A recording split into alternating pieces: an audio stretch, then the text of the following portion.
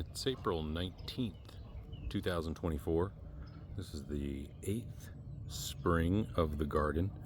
A lot of things are starting to mature. This is one of them, desert willow.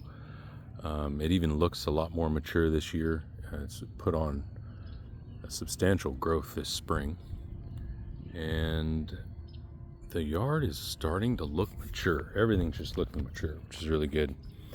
The Silverado Texas, or these are El Dorado Texas sages. My favorite Texas sage. They're really coming on. These will bloom on and off throughout the spring, but not right now. The Silverado Texas sage is kind of similar in color, but this one looks more silver to me. Also, the leaves are a little bit bigger. You can see a little bit of differences in them.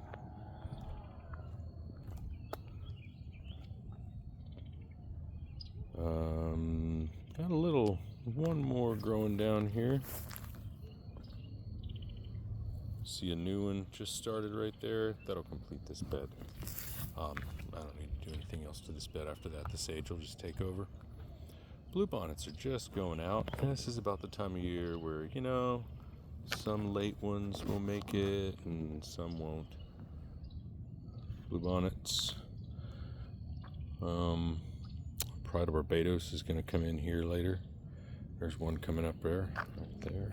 Pride of Barbados. Great, hardy flower. Love that thing. I think this bed is eventually going to be all Pride of Barbados in the summer. It's full sun all day. I don't want lantana here. And during the fall, I get the wildflowers. It's a great combo right there. Giardia and the bluebonnets. Fantastic combo. You can see the Giardia is starting to come back. Yeah, starting to. The subdivision mowed it a couple of years ago, and I've had to seed it so that it would come back. This is the reason I have it here. It's a pollinator garden. This is the early season stuff. Over in the bed over there, a lot of stuff is coming into full bloom, but it's kind of more mid-spring to early summer. And you can just see tons and tons of Giardia and bluebonnets. Perfect. All the butterflies. I mean, there's 15 butterflies in the frame right now. I don't even know if you can see them all. Some of them are up and some of them are down, but my goodness. It's just the bluebonnets have started to grow out into these cracks now, which is perfect. Just perfect. So, I won't be able to let those seed out, I don't think, because the homeowner association, they look kind of ratty at some points. I think the homeowner association is going to have a problem with them. So you can see I mow around all the wildflowers as best as I can. I kind of have to leave them long for a little bit because I can't tell if there's small ones coming up. So there's about 3 weeks where it's kind of ugly, but it's worth it, I think, anyway. All the way over to property line here. And the bluebonnet showing in the other side of the swale was not very good this year. Unsure why, but just not very good. I didn't put any seeds down this year, though, so there you have it. Larkspur looks okay. White, purple, larkspur. Just by accident, we discovered that these grow best with a little bit of shade. They grow really well over here, but we do have to seed. See, I didn't seed this year, and this was seeded. This was not. So there you have it. If you don't seed, they're not coming back right here. So we still haven't found the area where they will come back reliably. The plumbago is really starting to come out. I initially planted one plumbago here, and then it'd be another, and then I'd propagate a few and dig them up and move them over here kind of thing. They've gone all the way over. I don't want them to fully encircle the tree. I want to give the tree room as well. But there was an old tree here. So I have a feeling that This was a contested area anyway, so where that old tree was, I'm just going to fill with plumbago. They kind of hang out over, so they look really nice, the blue. More plumbago right up front here. And I had another one over here. What happened? Oh, there it is right there. Great. Awesome.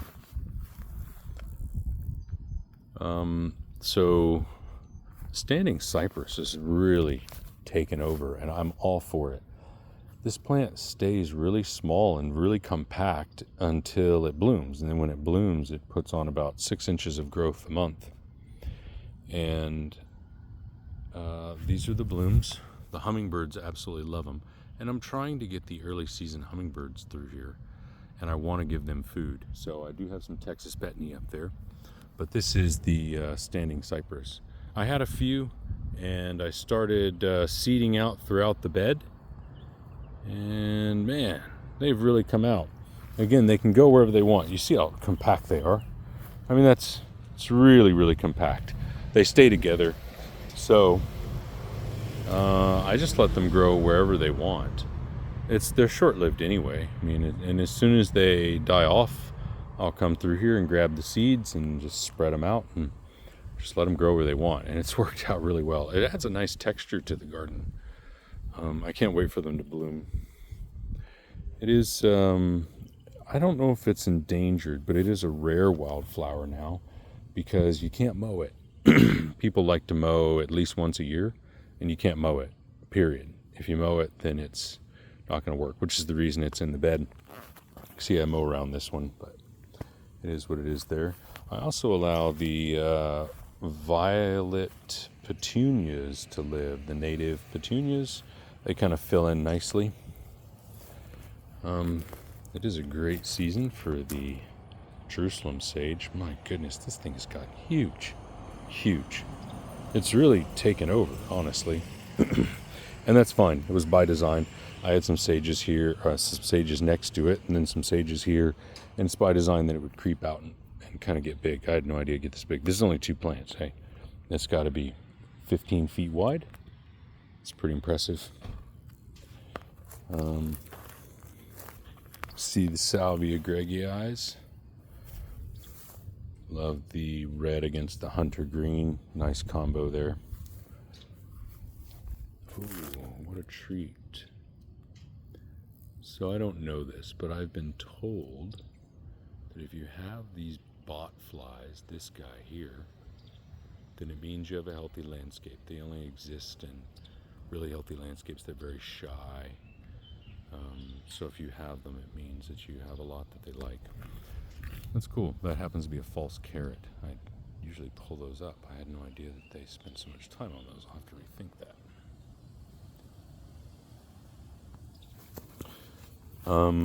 that. Yeah, so this garden is mostly Salvia greggii up front.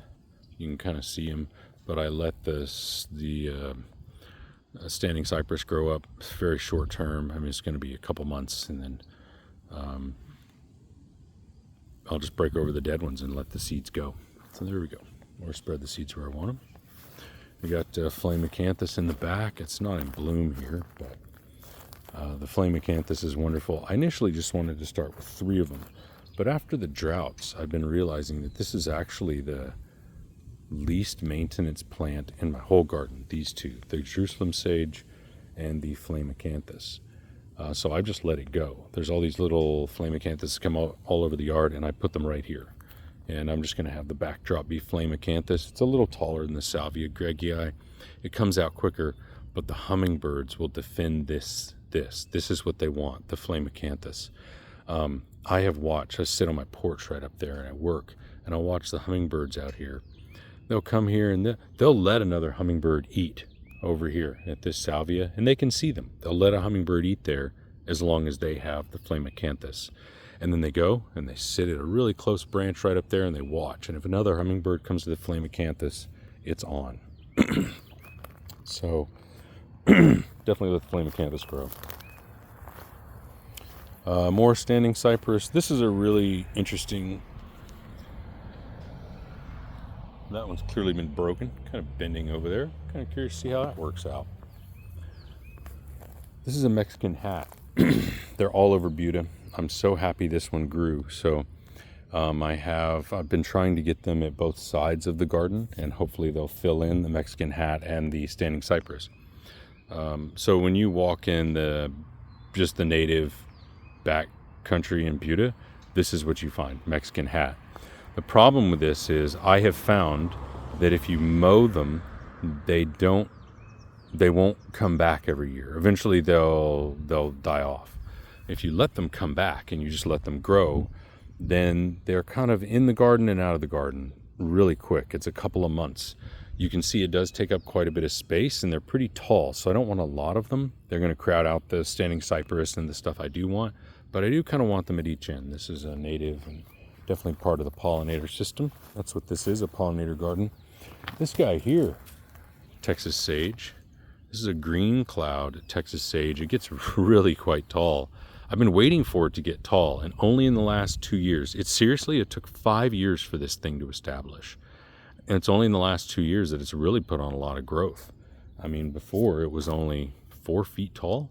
Now it is easily 9 feet tall. So that's excellent. Let's see, let's stand up next to it. Yeah, oh yeah, it's easily 9 feet tall. Way up there. And it's another one of the Texas sages, one of my favorite plants, evergreen, semi-evergreen. Got a lot of Mexican bush sages here. They're finally maturing. You see, you still got one that's not mature. These are mature here. They've been here longer. They're finally getting to the point where they're going to crowd out these weeds next year. I'm going to have to weed this garden one more time, and then eventually next year, I don't think I'll have to pull the weeds here. The bush sage will crowd everything out. Cute little signs, my girls. And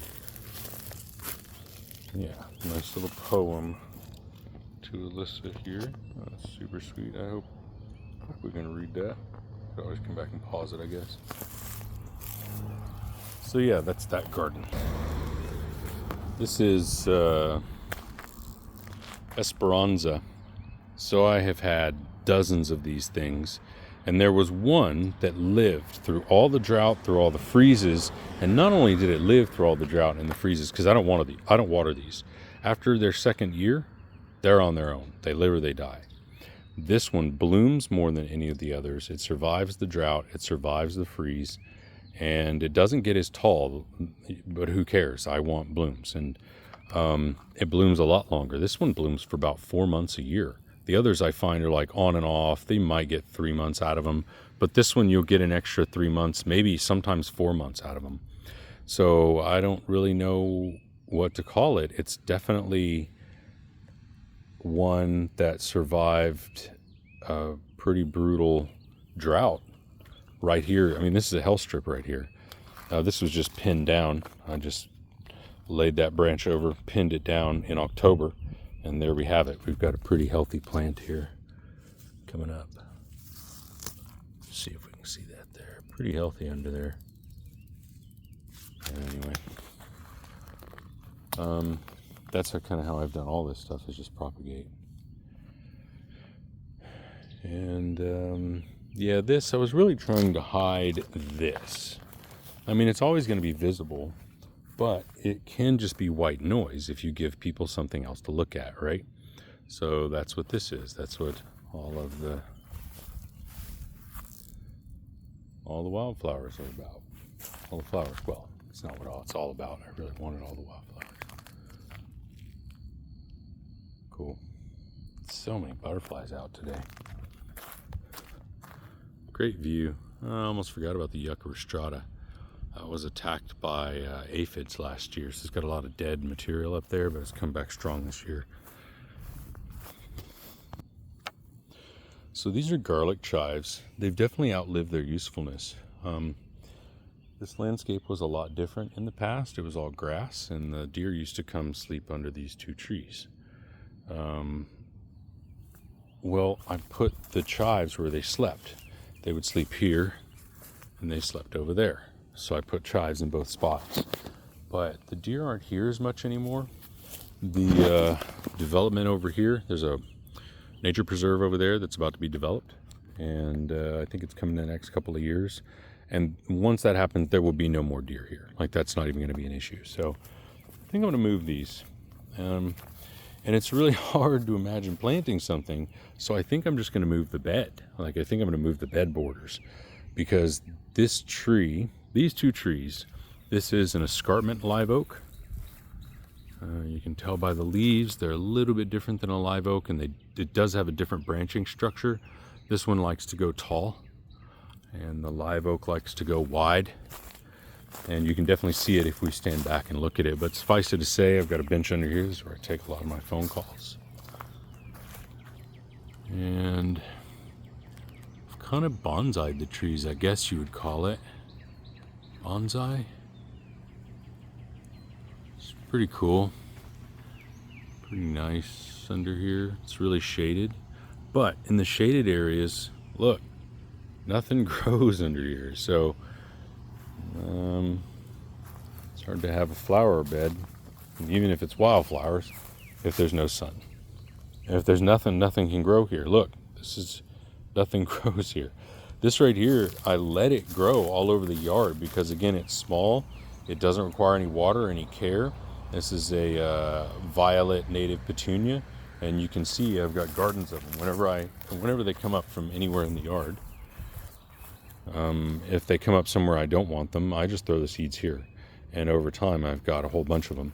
Also, eventually, the tropical sage will come up. I don't know why it hasn't come up yet, but the tropical sage is just kind of late this year. The Mexican marigold, I've had to move this so many times. I had to move it like 8 feet because the trees grew so much. That was kind of by design. I mean, I feed them coffee grounds every other year, and I measured it. One year, I got 22 inches of growth. There's another video on that earlier in the garden playlist, but one year I got 22 inches of growth. These are live oaks. They're supposed to grow like 16 inches. 22 inches means 22 inches in each direction. 22 inches this way, 22 inches this way, 22 inches this way. So instead of growing 18 inches, 3 feet this way, it grew 22 inches each direction. That's almost 4 feet. Oaks don't grow like that every year. So the coffee grounds really had an effect. I put buckets of like 5-gallon buckets of coffee grounds out around my trees. It really helped break down the leaves. So I've had to move the Mexican marigold, and some of it made it, some of it didn't. But this is what I've got. It's a pretty pathetic looking bed. I definitely need about 6 more of these. But yeah, there's some stuff that's making it. And here's another one. Oh, carpenter bee just came in. But here's another one of the esperanzas that are from that one esperanza that lived. Got another one over here. This is the one. This is it. This one has lived through everything.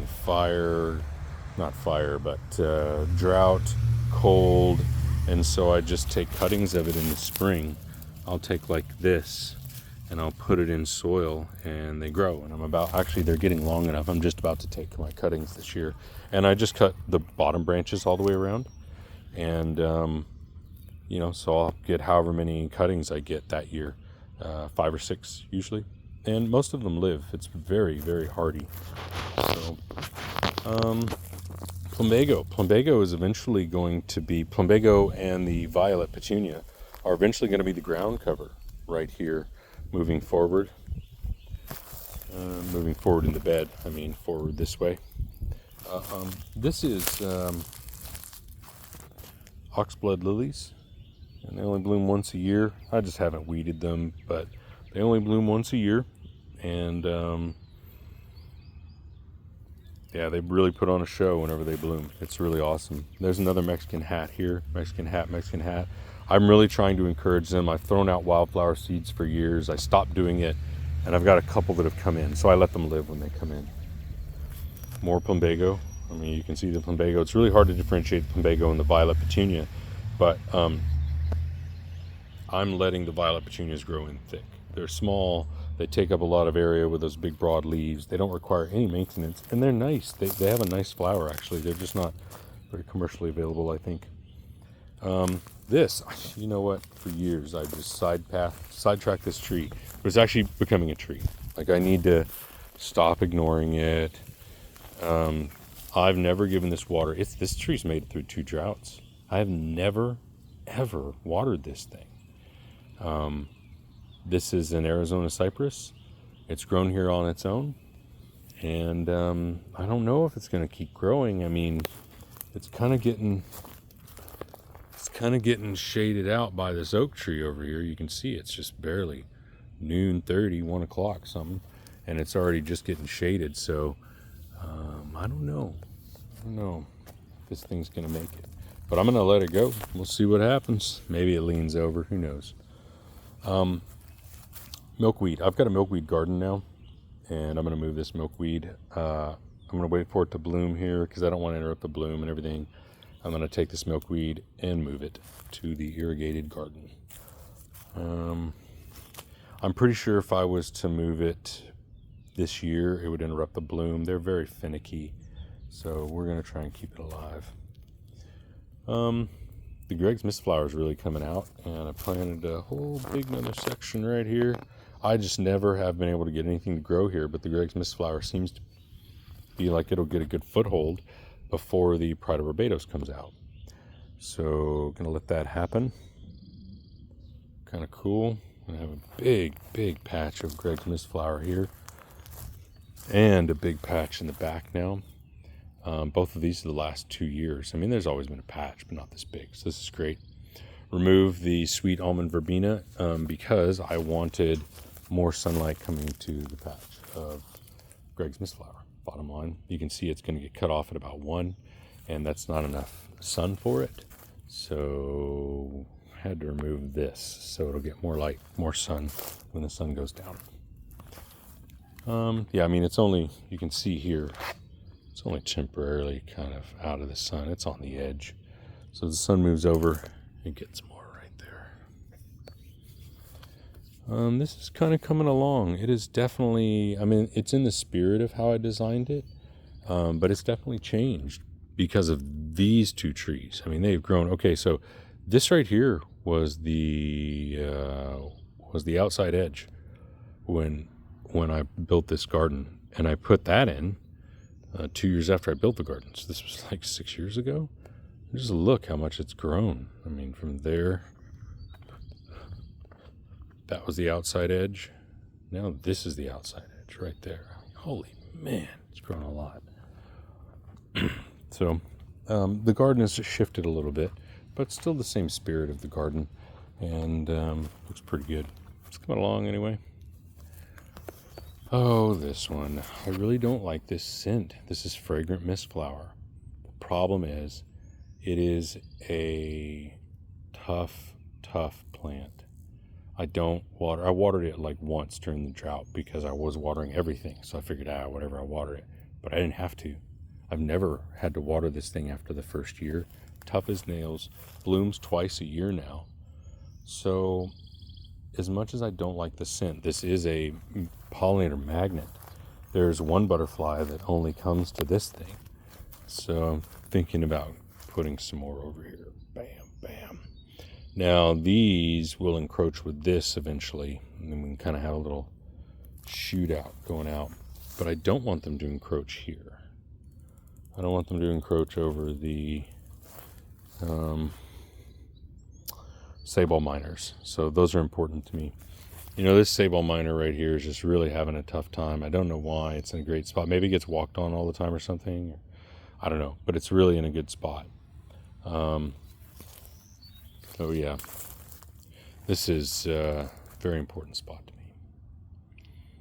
And you can see from the backside over here, you know, I've had stuff here that died, and hey, not everything works. And sometimes it doesn't work. In the past, there were crepe myrtles here, so this was off limits, and I want to leave it off limits as just for the tree. But I am going to plant some more plumbagos kind of over this direction. This is going to creep in this direction, so I think within the next 2 or 3 years, that'll all be filled in.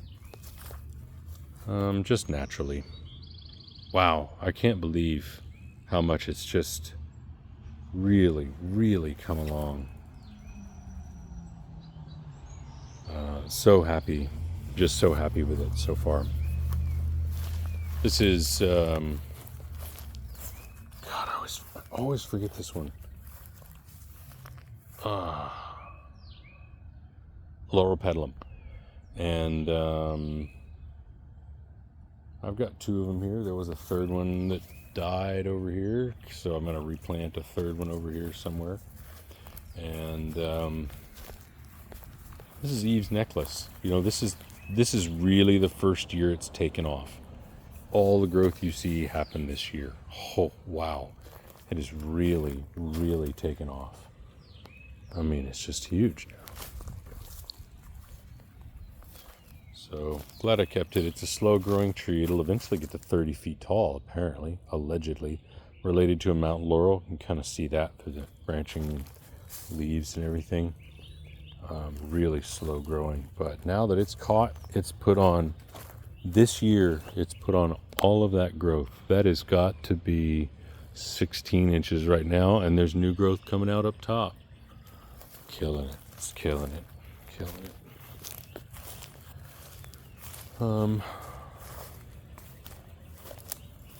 This Yopon holly, really, I didn't know what to do with this thing. When I planted it here, it fell over. This is the main stem right there. Runs along the ground, and it is really acting as a supporting structure for this. This thing has put out these 2 side shoots, and it is going to get massive. And it's got all this thing supporting it. It's kind of arching it up off the ground. As you can see, these 2 stems here, it's going to be like 2 of them growing up. And it is. It's like 2 of them, so it's going to get thick. I mean, these grow into thickets. I had 3 of them here at one point, but they all died. There just wasn't enough sun. In the last couple of years, we've had a few major branches die up there, so you can, well, this is about all the sun that it gets back here, right? This is it.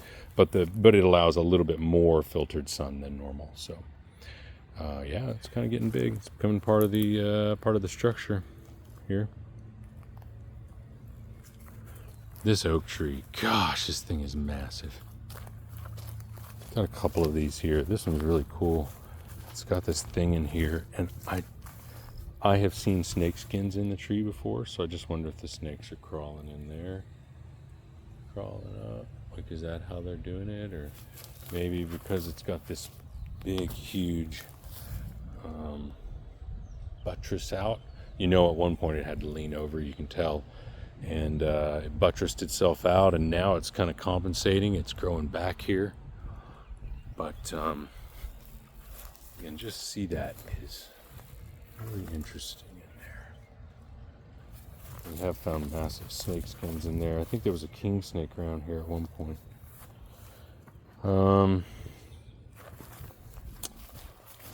American Beautyberry is really turning out nice. This is huge now. This is the first year it's really gotten this big. I mean, even last year it was only like 6-8 feet tall. You can definitely see it's going to get bigger too. There's more growth coming out, even right now. So this is wonderful. It's finally starting to become, like, all of these things are just finally starting to mature. Finally starting to mature. This too. Oh, Texas Betony, finally starting to mature. All of these things finally starting to mature. So I think, because you can see where it's stretching, all of them are stretching away from this. So I'm going to dig up this American Beautyberry, and I'm going to move it between these two to act as a more immediate screen. And then here I'm going to pin these down, so next year hopefully I get 3 of them.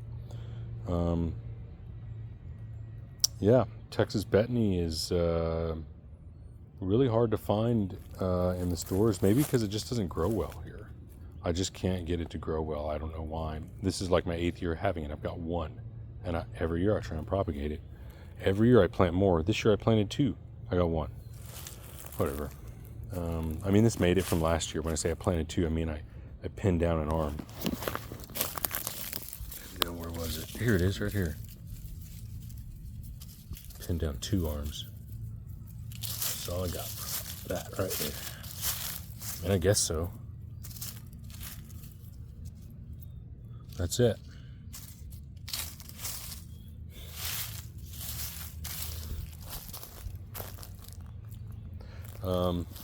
These have really come on finally. Really excited about that. The mountain laurels. Yeah, they look, I mean, they doubled in size. I don't know if you can see. Oh yeah, you can see the light green and the dark green. So everything from here, that was the tall. That was the tallest height. Everything's grown out from that. Man, it's gotten much more mature. It's got mature leaves on it now. It looks like it might even try and put a bloom spike out finally. So it's finally getting mature, which once it gets mature, it'll put on growth twice a year, which means I'll get, 4 to 6 inches in the spring, or 4 to 6 inches in the fall as well, as long as I keep it healthy. Great that it's finally matured. That tree was planted as a seed. Both of these mountain laurel trees were planted as seeds from crystal. So really special.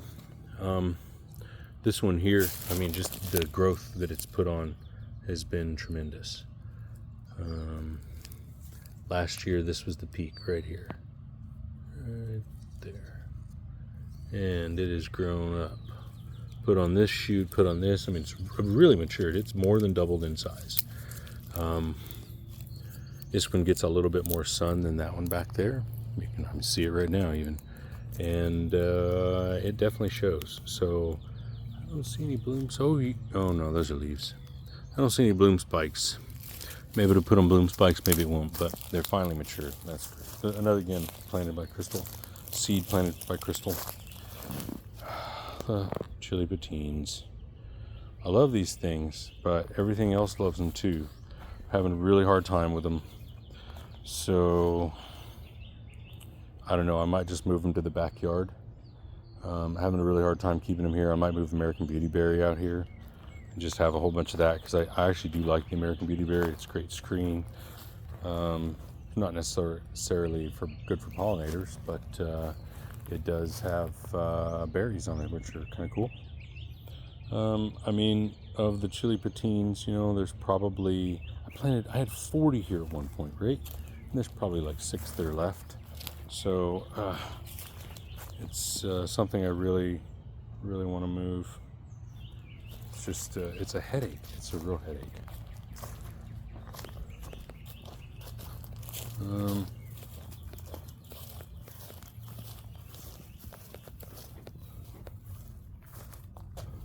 Succulents. These are all succulents that we might do farmers market stuff with. These are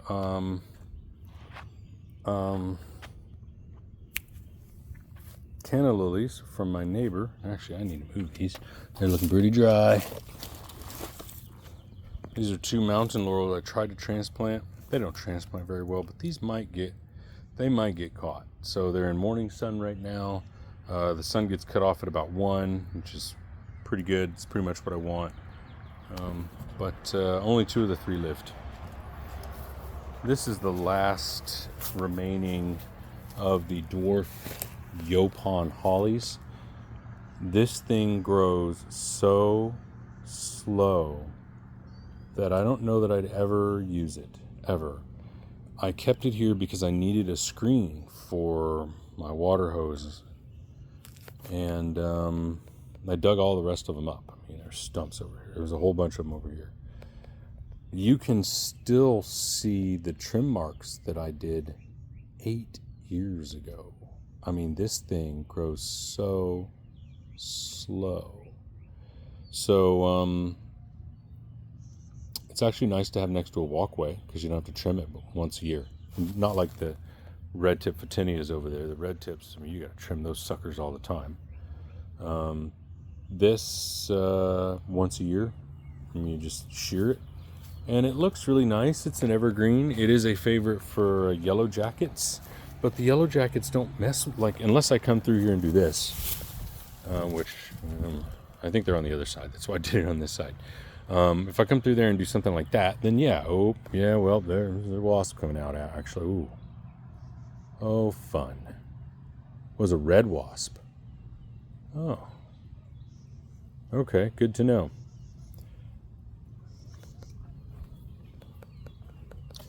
Yeah. So that's this little bed here. Cut down the last remaining crepe myrtle.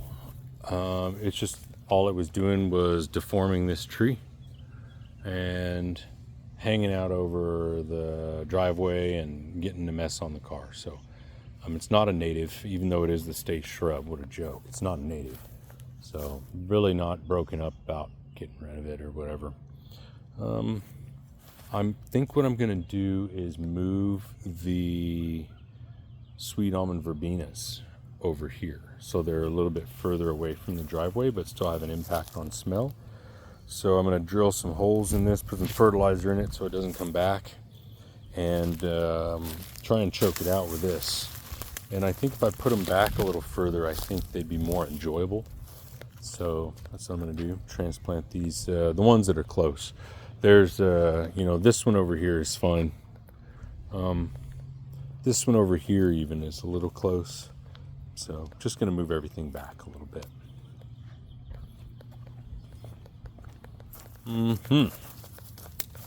Another mountain laurel. This one I planted is a 5-gallon mountain laurel. It's huge. You can see it, but it's leaning out too much in the road. I'm just going to have to trim it. It's just, it's 3 feet out in the road now. I got to trim this thing. This is one of my favorite plants. It's a canyon plant. It is a sage, and I can't believe it's made it. I didn't know that this one made it. I didn't water it or anything last year, and we had a drought. So tough as nails. This is a Salvia microphylla. It looks like there's 2 or 3 of them there, and I'm going to transplant them. This is no longer the right area for it. The mountain laurel and the oak have just grown up so much. So just going to move those. I might even take them to Houston. They're hot lips salvias is what some people call them. And they don't really do great here. They do great when there's more water. So I might just take them to Houston. Yeah. So that is the front yard. Man, I'm so super proud of this. This was all grass. When I moved in, I was mowing over this. When I moved in, I was mowing over this because I was only 8 years ago, right? When I moved in. The garden's 7 years in existence. This is huge now. I wouldn't want to mow over that now, but there was all grass under here, right? But the trees have crowded it out and everything. All the stone, tree stumps, all the garden planting, some of it's worked, some of it hasn't. All of it's had to be moved over here because this has gotten so huge. When I moved in, they were not this big. They've grown tremendously, and I'm thinking it was the coffee grounds. Yeah, I'm really, really, really happy with the results. Not everything's perfect, but I'm really happy with it.